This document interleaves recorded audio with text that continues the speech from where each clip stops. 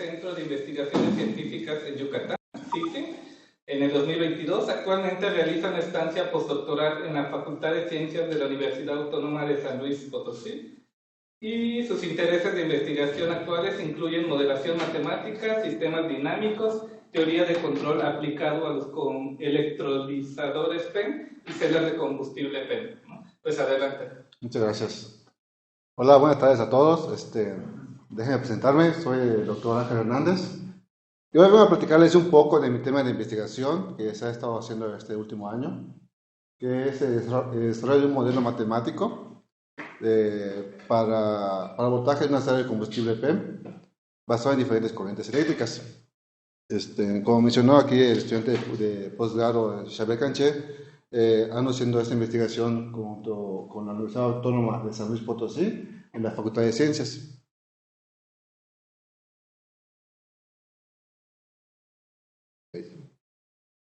No me deja cambiar. Posicionarse en la lámina. Perfecto, gracias. Bueno, entonces déjenme comenzar con la estructura de mi presentación. Empezaré diciendo una pequeña introducción de lo que vienen siendo las celdas de combustible PEM y cómo estas están envueltas con las energías renovables y cómo está destinada a enfrentar las diferentes demandas energéticas que nos enfrentaremos en los próximos años. Luego continuaré con los objetivos de la investigación, la parte experimental, cómo se obtuvieron la base de datos y cómo se hizo el experimento, cómo a partir de la experimentación se plantea una hipótesis, un poco de aparte del desarrollo de la modelación matemática, luego la estimación de parámetros para el modelo matemático y finalmente la simulación y resultados obtenidos de la investigación. Finalmente daré una conclusión del tema. Bueno, entonces, como sabemos, y es muy popular el tema, actualmente nos enfrentamos a lo que viene siendo una demanda energética muy grande y pues como es de todos conocer, estamos enfrentando, nos estamos acabando los recursos fósiles de combustible y por eso andamos buscando nuevas fuentes de energía. Entre estas nuevas fuentes de energía están la eólica y la solar, que son las más populares, y también está el hidrógeno como una fuente de energía, como un combustible limpio. Además de que el hidrógeno es conocido como el gas más abundante en toda la Tierra. Ya existen varias aplicaciones de combustible de hidrógeno, tanto vehiculares como por ejemplo, ya hay trenes que funcionan con hidrógeno, vehículos, etcétera, ¿no? Bueno, entre todas estas aplicaciones de hidrógeno existe la que se llama celda de combustible PEM, que lo que hace es agarrar el hidrógeno y convertirlo en energía eléctrica.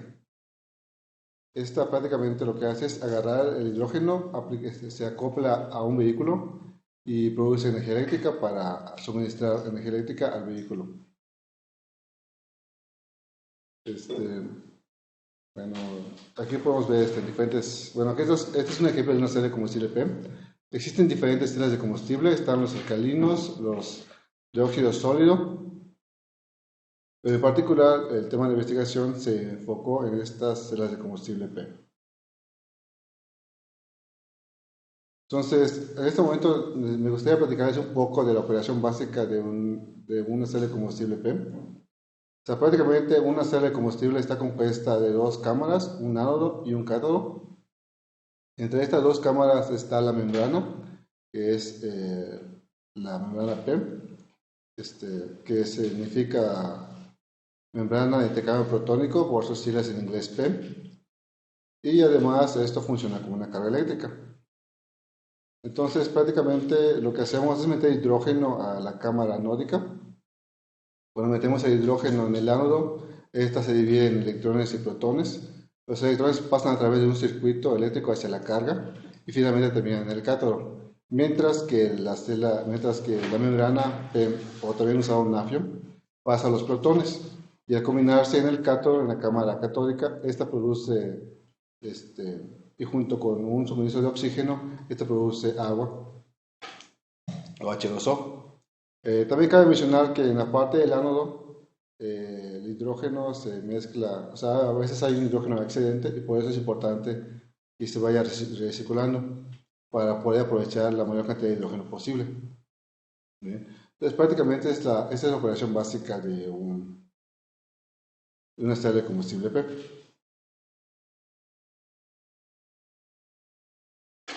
Bueno, antes de continuar, sí me gustaría decir que cómo está aunque la celda de combustible ya ha sido usada y ya ha sido aplicada, ya están ¿cómo se llama?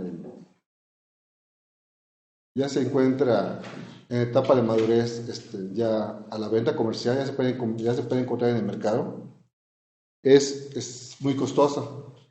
Por lo tanto, se busca en este momento que para fines de experimentación o de aprendizaje para diferentes estudiantes de universidad, para que no sea tan costoso, buscar un dispositivo que sea capaz de imitar ciertas funciones interesantes en la celda de combustible. En este caso, lo que se busca es buscar un dispositivo que imite consumo o que imite el desgaste del voltaje corriente de una celda de combustible, que sea mucho más barato que una celda de combustible original. Y de aquí pues se plantea buscar, con esta investigación, tratar de desarrollar ese dispositivo. Bueno, entonces la siguiente pregunta es si es posible hacer este dispositivo. La respuesta es que sí, sí se puede. Y la siguiente pregunta sería si es posible o cómo es que se haría este dispositivo. Y la respuesta es que se puede hacer a través de un modelo matemático que vincule la celda de combustible con un circuito electrónico. Muy bien. Entonces, para lograr hacer este modelo, se propone hacer un modelo de circuito equivalente, o ESM por sus siglas en inglés, Electronic Circuit Model, Electronic Circuit Model, para el voltaje de celda de combustible P. Ahora, como mis objetivos particulares son analizar los datos experimentales para poder plantear una hipótesis. Luego, con eso, proponer un circuito equivalente, un modelo de circuito equivalente. Y finalmente, luego calcular y estimar los parámetros de este modelo. Y finalmente, validar este modelo con los datos experimentales. Entonces, por platicado por los objetivos, lo que se propone ahorita es hacer la parte experimental. Para llevar a cabo la parte experimental se usaron los siguientes dispositivos. Podemos ver que tenemos aquí una computadora, en el número 1, que está instalado el software MATLAB, junto con un controlador DSpace. En el número 2 tenemos un osciloscopio. Este dispositivo nos permite ver las señales de voltaje corriente. En el número 3 tenemos una carga eléctrica que nos sirve para ver cómo se comporta el consumo energético eléctrico. En el 5 tenemos lo que viene siendo la celda de combustible PEM, que es funcionamiento, que funciona bajo la operación y señal de control DSpace a través de la computadora. El 4 y 6 son sensores de corriente y de voltaje respectivos. Finalmente tenemos el 7, que es un regulador de corriente. Más que nada es como un salvavidas para evitar una sobrecarga en todo el sistema. Entonces prácticamente lo que hace, la computadora le manda señal al DSpace, al controlador DSpace, y para controlar la carga y poder así medir la carga o consumo de voltaje corriente que está teniendo el electrolizador. Finalmente con 6 y 4 sensamos ese voltaje y esas corrientes, y esas son proyectadas en 2 con el osciloscopio. Finalmente con 7 tenemos esta parte del protoboard que nos permite garantizar que vamos a tener un funcionamiento seguro de corriente y voltaje. Luego con el osciloscopio lo que hacemos es guardar los datos, tener una base de datos y luego analizarlos. Luego tener la parte experimental, tenemos los siguientes resultados. Entonces hicimos 5 pruebas experimentales de corriente y de tiempo. Entonces hicimos 5 curvas, 3 curvas. La prueba 1, 2 y 3 son crecientes. De hecho, todas las pruebas fueron monótonas. Las primeras 3 fueron crecientes. Fuimos incrementando la corriente poco a poco, trabajamos con un muestreo de alrededor de 150 segundos. Y comenzamos las 3 pruebas, 1, 2 y 3, comenzaron con amperaje 0, con corriente 0, y las fuimos incrementando poco a poco. La prueba 1 llegó a alrededor de 28 amperes, la prueba número 2 hasta 40 amperes, y la prueba número 3 alrededor de 27. Luego, para las pruebas restantes, 4 y 5, lo que hicimos fue agarrar un amperaje de 28 y empezar a disminuirlo para la prueba 4. Y para la prueba 5 comenzamos con un amperaje de 42 y la fuimos disminuyendo hasta que llegaran a 0. Además de estudiar el comportamiento corriente, tiempo corriente de esas curvas, también estudiamos la curva de voltaje corriente, que esta es muy característica en este tipo de estudios de estelas de combustible. También es llamada curva de polarización. Entonces, prácticamente dice cómo funciona el comportamiento del voltaje con respecto a la corriente. El voltaje cuando conforme va creciendo la corriente, el voltaje disminuye.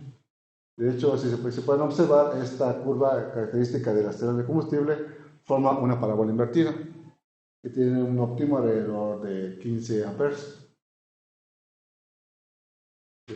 Como pueden ver, en las cinco curvas que tomamos, las 5 muestras, vemos ese comportamiento.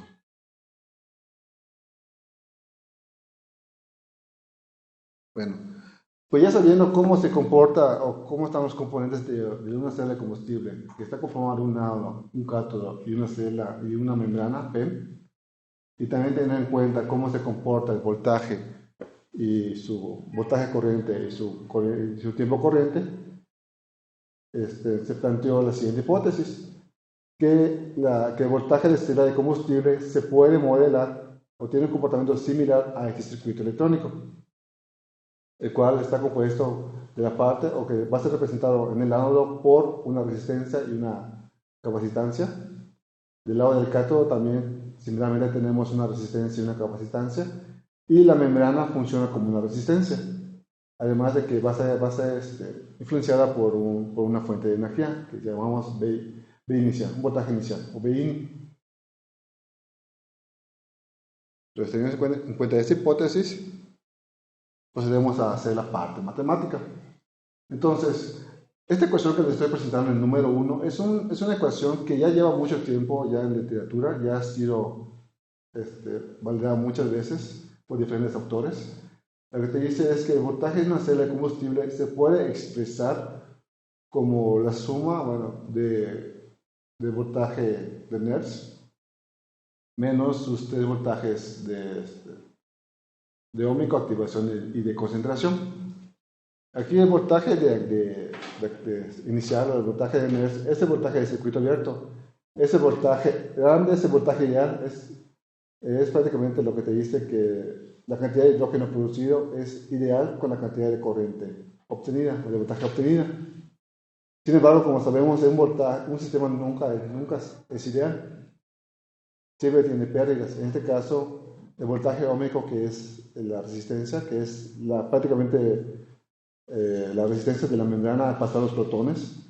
La de activación es la de los electrones que pasan a través del circuito. Y la pérdida de concentración, que es el flujo de hidrógeno y de oxígeno en la celda de combustible. Entonces, lo que se plantea ahorita teniendo esta ecuación es cambiar cada término de esta ecuación por los términos de este circuito. Entonces vamos a cambiar esta terminología electroquímica de la celda de combustible por la terminología del circuito electrónico. Entonces, las primeras dos que cambiamos fue el voltaje de Nernst o voltaje de circuito abierto por un voltaje inicial, por una fuente de voltaje. Y el voltaje óhmico, por la ley de Ohm, sabemos que es corriente por resistencia, donde la resistencia es la resistencia de la membrana. Y como vemos, esta es la parte estática del modelo. Realmente solamente es una constante más menos una recta. Y ahorita pasamos a la parte dinámica del modelo. En esta parte de la activación y concentración, como ambas partes dinámicas se presentan tanto en el cátodo como en el ánodo, los separamos en dos sumas. La activación y concentración del lado del cátodo y activación y concentración del lado del ánodo. Entonces lo que hacemos es que usando el circuito electrónico mostrado antes, pues simplemente lo ponemos de esta manera, que está dada por esta dinámica, ¿no? O sea, es una capacitancia, es la corriente eléctrica entre la capacitancia menos una constante de tiempo, que es la estabilidad del capacitor, por los voltajes de activación y concentración y de activación del lado del cátodo. Y similarmente, para el lado del ánodo tenemos esta parte que es simplemente lo mismo, solamente cambiamos los parámetros que corresponden al lado del ánodo. Como pueden ver, tenemos esta ecuación diferencial que es completamente autónoma, no depende del tiempo, pero depende de la entrada de corriente. Y ya simplemente lo que hacemos... Una pregunta, digamos, Sí, dígame. en una de las láminas anterior donde está la gráfica P contra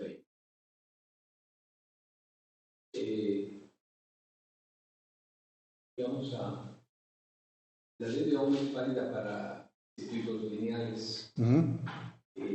Ahí, de manera natural, ya por la membrana, ahí está indicando que es un circuito no lineal, al menos al principio. Así es. Entonces, ahí en la propuesta de ecuaciones no veo esa incluida. Aquí en esta parte de acá. Aquí tiene sentido en lo que menciona. Realmente la resistencia de la membrana puede variar realmente, pero en este trabajo la tomamos como constante. Pero sí tiene razón lo que comenta, porque sí tiene que estar relacionada con la humedad de la membrana, con la cantidad de energía eléctrica que está pasando, con la cantidad de protones que está pasando a través del cátodo y el ánodo. Pero en este trabajo suponemos que tiene una humedad y un trabajo de transferencia de protones constante. Por eso que tomamos en esta membrana, en este caso, la tomamos constante. Pero algunos autores, como menciona, sí la toman como variable.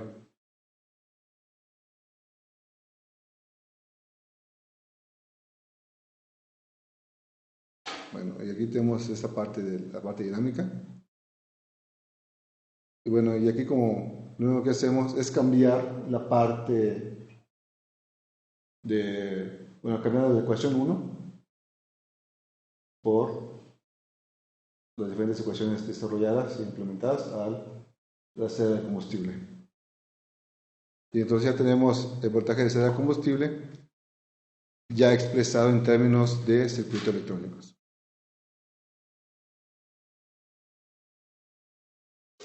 Bueno, entonces ahorita lo que se procedió a hacer fue estimar los parámetros del modelo dado por la ecuación 7, la ecuación anterior. Y para hacer eso usamos la serie de Fourier para poder encontrar los parámetros. Para hacer esta parte lo que usamos fue el software MATLAB, en el cual tiene un apartado que te permite estimar o ajustar una cantidad de datos por medio de una función. Y entre todas las funciones que tenía, que era la gaussiana, una lineal, la polinomial, la que dio mejores resultados fue la serie de Fourier de cuarto orden. Si gustan, después les puedo pasar los datos que las AI, ACRBI, que se obtuvieron con el software MATLAB. En esta presentación solamente puse el resultado gráfico, que es lo que muestro a continuación. De la línea roja tengo la serie de Fourier arrojada por MATLAB, y del lado azul son las experimentales que obtuvimos al principio en la parte experimental. Y eso tenemos para las últimas dos pruebas, la prueba 4 y la prueba 5. En este caso, están todas. Ya con esto pues tenemos que la corriente la podemos expresar en términos de senos y cosenos, lo cual nos permite ahorita poder solucionar esta ecuación, la ecuación 5 y 6, como una ecuación diferencial ordinaria. Y lo que se procedió a resolverla usando senos y cosenos para poder estimar los parámetros. Pues en este caso ya tenemos los parámetros de la ecuación 7. Lo que hicimos fue primero que nada tomar el voltaje inicial, que era el voltaje que fue el primer parámetro que no variaba tanto. Entonces nada más tomábamos de cada prueba experimental, tomábamos el voltaje de cada prueba experimental, de cada base de datos, y luego cuando fuimos calculando la resistencia de la membrana, que esa varió un poco, pero lo que hicimos en este caso fue sumar las diferentes resistencias y sacar un promedio, que es el que se muestra a continuación, 0.5 ohms.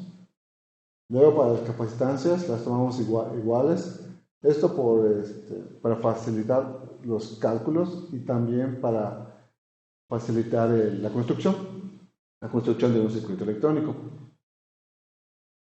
Finalmente, para los diferentes tiempos, esta sí varió, sí hubo bastante varianza y se propuso la siguiente función que dependía del voltaje de la celda. Y ya con estas estimaciones, ya se metían los parámetros al modelo 7 para ver cuál era el comportamiento de las funciones, de voltaje. Entonces, dependiendo de cada voltaje,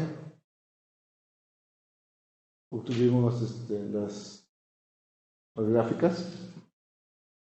En este caso, pues, comenzamos con las primeras 3 pruebas de corriente y vimos cómo, con respecto al tiempo, obtuvimos las siguientes funciones de voltaje.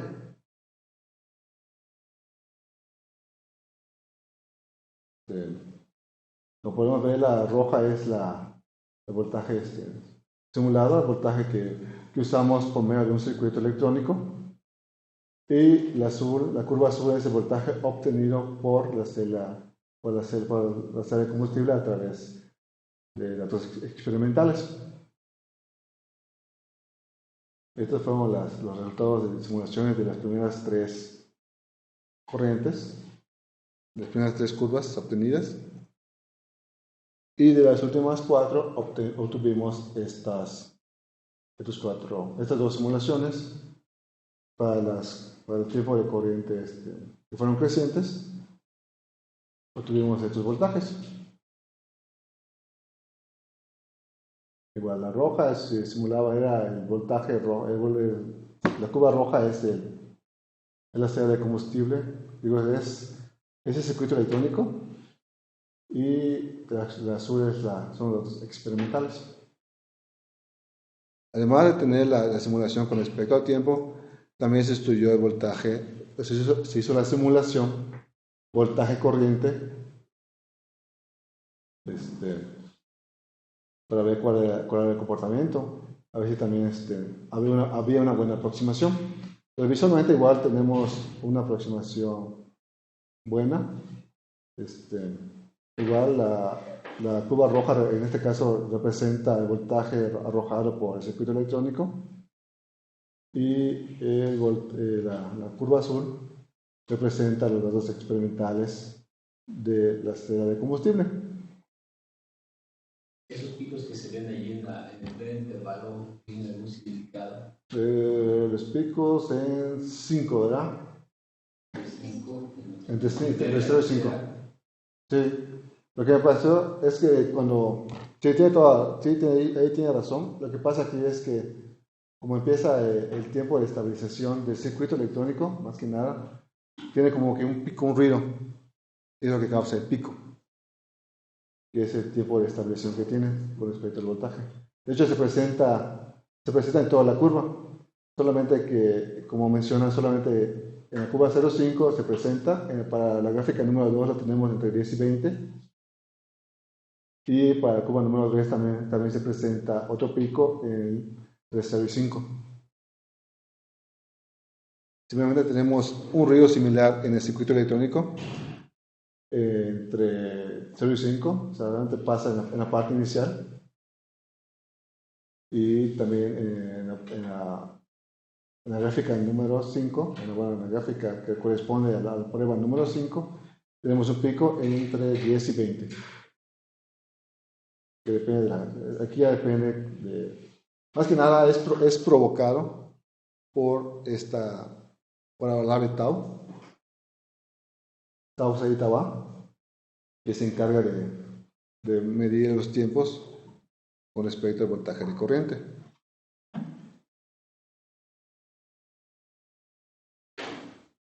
Muy bien. Ahora, finalmente, para validar el modelo, lo que hicimos es hacer diferentes pruebas estadísticas. Tener el error máximo, el error mínimo, con respecto a la simulación, comparación-simulación circuito electrónico, el error medio, el error relativo para las 5 diferentes pruebas, el error cuadrático medio también, y también la raíz del error cuadrático medio. Como podemos observar, la prueba que tuvo el máximo error fue la prueba número 1, mientras que la mínima, bueno, el error máximo mínimo fue dado también por la prueba número 1. Teniendo así la curva número 1 como la que se comportó de peor manera. Del lado mientras que la prueba con I4, que tuvo el error mínimo, y la prueba 3 que tuvo el error máximo mínimo también, fueron las que se comportaron mejor según estas pruebas estadísticas. En el error medio, pues tenemos que, pues igual la prueba número 1, la corriente número 1, tuvo el error medio máximo de 1.14 volts, mientras que la prueba 3 obtuvo el error medio mínimo. Finalmente, sacamos el error relativo, que como podemos ver aquí, la prueba 2 fue la que tuvo el mayor error relativo, y la prueba 3 fue la que tuvo el menor error relativo. Finalmente sacamos lo mismo para el error cuadrático y la raíz del error cuadrático, que teníamos aquí que la prueba 3 fue la que tuvo el menor error cuadrático medio, y el error cuadrático máximo fue dado también por la prueba 1. Como podemos ver, dado las diferentes pruebas estadísticas, algunas pruebas algunas corrientes o testados fueron mejor que otras, dependiendo de la prueba. Pero en este caso, yo generalmente siempre me fijo mayor que nada en el error relativo. Y pues la que se comportó mejor en este caso fue la prueba número 3, para mi razonamiento en particular. Mientras que la prueba número 1 fue la que tuvo, la prueba número 2 y la prueba número 1 también tuvieron los peores rendimientos. En este caso, el error que tuvo la prueba número 1, el error medio también es muy importante, porque es lo que te está diciendo la curva que se está moviendo tanto, o se está diferenciando tanto del valor original para la curva número 1.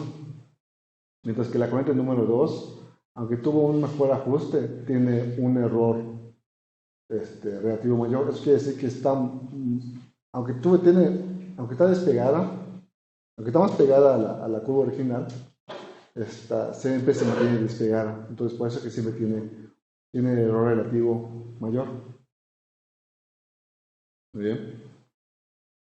En este contexto, ¿cuál sería un error aceptable? Por lo que he leído, siempre se busca que el error para validar un modelo que sea menor del 5%. Pero ya ha habido trabajos que han reportado que la modelación matemática puede llegar hasta el 98%, no, pero 98 creo que punto, no, 99.7%, pero para una curva en específico. En este caso, pues usamos 5 pruebas diferentes para empezar para ir con mayor seguridad al momento de construir un circuito electrónico que pueda emitir o que pueda imitar y que pueda emular el voltaje de una celda de combustible.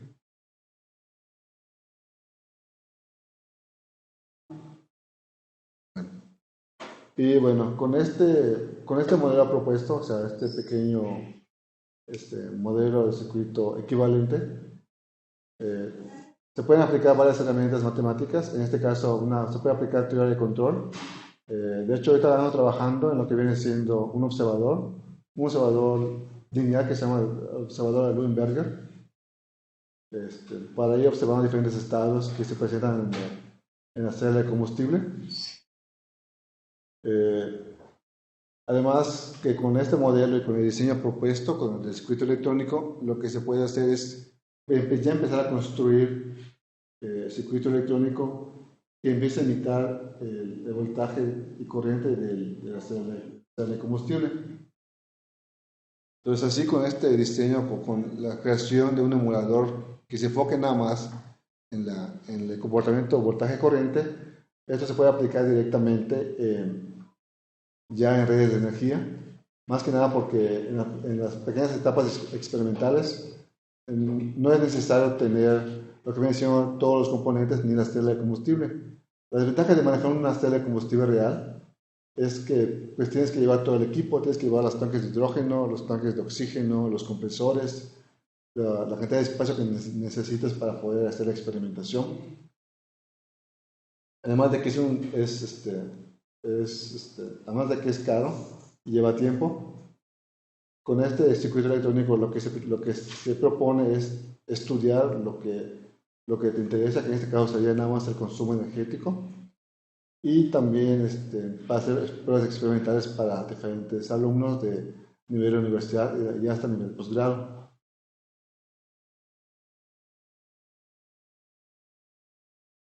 Y nada más me queda decirles gracias. Quisiera agradecer más que nada al estudiante de doctorado Mario Canché por la invitación al CIMAT. De hecho, es la primera vez que vengo y me ha parecido muy bonito.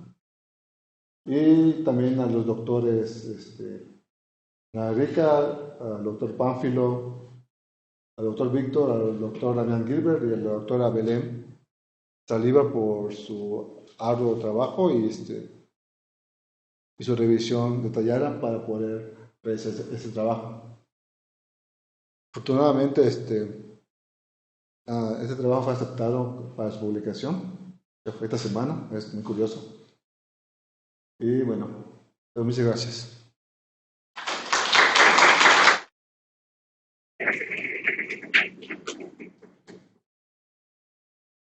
Bueno, ¿tienen dudas? Sí, dígame. No entendí muy bien cuando mostró las diferentes pruebas que hicieron que se cambian cada prueba. ¿Cuál es la diferencia entre cada prueba? Ok. En la parte experimental. Permítanme acá. Muy bien. Entonces, cuando hicimos la prueba experimental, lo que comenzamos a hacer nosotros en esta parte fue comenzar con el corriente cero e ir incrementando de manera diferente diferentes curvas.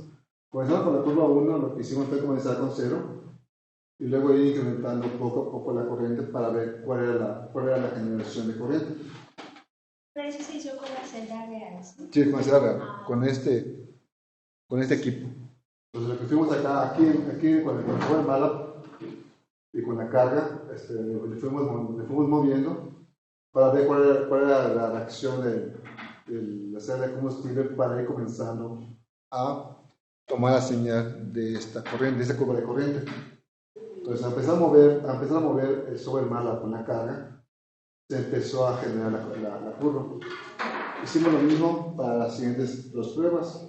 Para la prueba 2, igual, de diferente manera comenzamos a modificar el consumo de corriente, pero incrementando la carga. Y también para la prueba 3. Ya finalmente, cuando comenzamos con una carga que requería 40 amperes y 28 amperes más o menos, pues fuimos disminuyéndolo para ver cuál era el comportamiento de voltaje de la celda de combustible. ¿Y el paquete que usaban de MATLAB es algo de Simulink? Esta parte experimental fue hecha por Simulink, sí, con un controlador, sí. No, nada, después la pregunta. Pregúntame. ¿Hay alguna razón fenomenológica que permita decidir si se aproximan por Fourier, se aproximan por otra fórmula? ¿Por qué el orden 4? ¿Por qué no 6, 8, 10? Porque los picos de los que se mencionaba hace un rato me suena que son resultado de Fourier. Es decir, que son oscilaciones que Fourier está generando. ¿Por qué el orden 4 y por qué Fourier? ¿Por qué no polinomio grado 8 o cualquier otra función? ¿Cuál es la razón fenomenológica que les hizo elegir este intento de aproximación? Bueno, como mencioné anteriormente, para sacar la serie de Fourier, para optar para la serie de Fourier, nos pasamos a MATLAB. Entonces, en el apartado de MATLAB que te decía que, pues, ¿El apartado de qué? de MATLAB. Vamos a escribir, pero no entiendo la palabra. MATLAB. MATLAB. Sí. ¿Y por qué tiene que ver MATLAB? En ese apartado, tiene un apartado que te permite hacer el ajuste de curvas, dar una parte experimental. Y con esa parte experimental lo que hicimos fue meter los datos a ese apartado y en ese apartado comenzar a jugar con las diferentes funciones que tienen. Además tiene un apartado que te permite meter una función en particular, pero en este caso cuando fuimos moviendo las diferentes curvas tenía la opción, creo que hasta pasé de Fourier hasta de grado 8, más o menos, no me recuerdo, pero lo que nos hizo optar para usar la serie de Fourier es, uno, por la continuidad y el manejo de senos y cosenos, y también por el error que nos arrojaba al momento de hacer el ajuste, nos arrojaba un error creo que del 99%. Después optamos por usar esta serie de Fourier. ¿Un error calculado o un error a ojo? Es decir, ¿cómo determino si esta aproximación fue mejor que la otra? Ajá. ¿Qué cálculos tiene? En ese caso, pues sí le dejamos toda la tarea al apartado de MATLAB que le mencioné. En este caso, cuando le pones a MATLAB que quieres ajustar la curva, ahí te arroja todos los resultados. Entonces te arroja que tiene una eficiencia del 99% ese ajuste. Entonces, no una razón fenomenológica, una razón algorítmica. Ajá, en este caso más que nada nos enfocamos en buscar una función que acople la corriente, o sea, buscar describir la corriente eléctrica por una función. Si yo pongo un polinomio de grado 15, te va a ser lo mismo. Que me aproxima mejor que Fourier.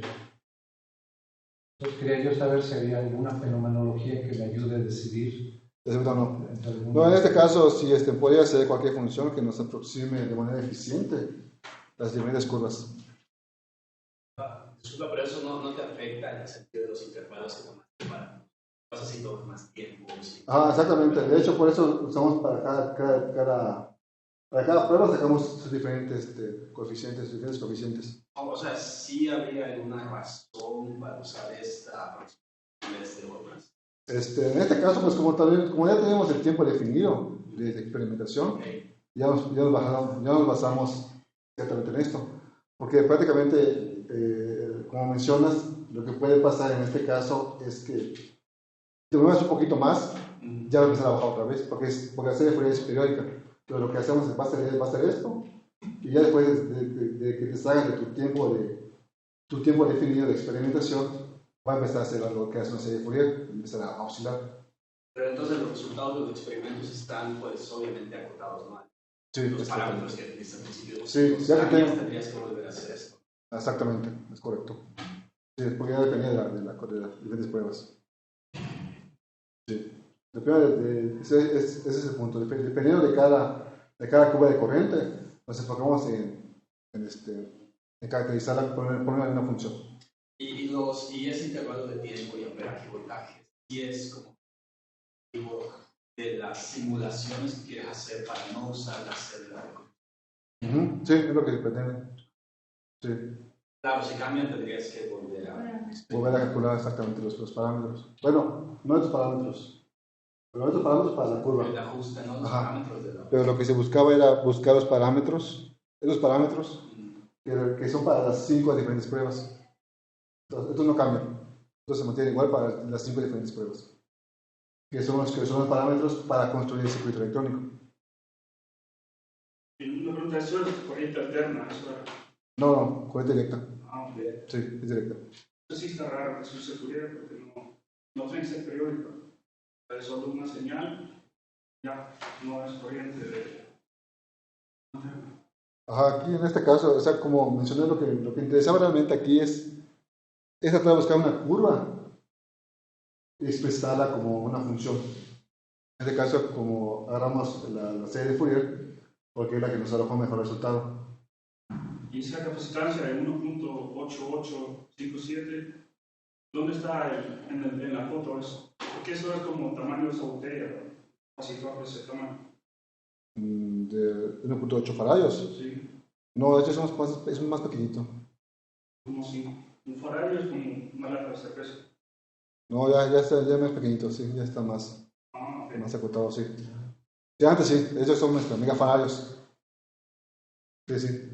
Oye, y eso es interesante, o sea, eventualmente quieren llegar a la construcción del circuito, ¿no? Sí, eventualmente sí. Supongo que tiene que ser como manejable o algo así. Sí, lo que se busca es que sea nada más un dispositivo pequeño que se conecta a la red de energía Y que te simule. y que simule el voltaje, porque es lo que me interesa a mí. Entonces, para no estar cargando todos los tanques de hidrógeno y de oxígeno que lleva la sala de combustible, que nada más lleva el circuito que me interesa estudiar y ya.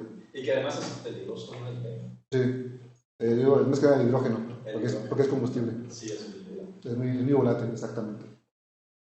Más que nada es eso. Sí. Pero esta es la pequeña investigación que hemos estado realizando. ¿Algún otro comentario, duda?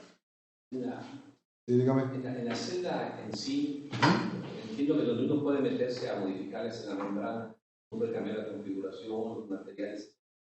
Sí, sí. Entonces, en esencia, uno está asociando un circuito a esta configuración. Es correcto. Correcto. Esa es la dificultad que tenemos ahorita. Que este circuito en este momento solo funciona para esta celda de combustible. Para esta en específico. Y más que nada porque esta es la que es comercial, la que hemos dado mejor estabilidad. La que está ya bien diseñada. En el sistema de ecuaciones ordinarias que nos mostraste,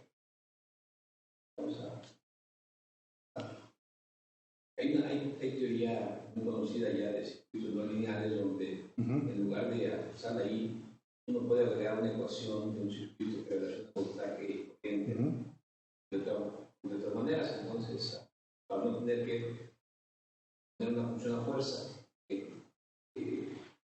es solamente ajustar bien una curva, ¿no? Así es. No, muchas gracias por su comentario. De hecho, cada comentario con respecto a esto es bastante interesante para seguir desarrollando lo que puede ser el prototipo para la construcción. Que es lo que se pretende hacer como siguiente paso.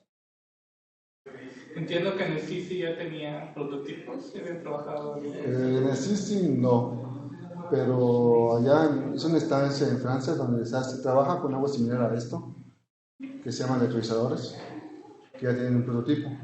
Y además para hacer el combustible ya se ha reportado también ya se han reportado también los diferentes emuladores, pero como menciona aquí mi colega, sí, siempre ha sido particularmente para un dispositivo, para una serie de combustible en particular. Sí. ¿Otro comentario? Más o menos, ¿qué precio tiene Esto, comercial? si no me recuerdo, creo que esto valía como $1,500, más o menos. Y aparte, pues hay que comprar los tanques y todo el equipo que lleva aparte y su mantenimiento igual es caro. Entonces, por ejemplo, si un centro de investigación, pues sí lo puede pagar, pero si les interesa, por ejemplo, que los estudiantes ya vayan preparados para estudiar lo que vienen haciendo, un voltaje corriente, pues sí, este sería un tipo de circuito económico para que estudien, o que también más para que lo puedan hasta destrozar o quemar, para que no salga costoso para la universidad. De hecho, esa es la idea que se tiene con esto, que se pueda construir un dispositivo para los universitarios en la universidad, puedan estudiar, más que nada los de ingeniería. Ustedes. ¿Algún otro comentario o pregunta? ¿No? Pues les agradecemos su asistencia. Hay un pequeño refrigerio para los que gusten. Y gracias a los oradores. Muchas gracias.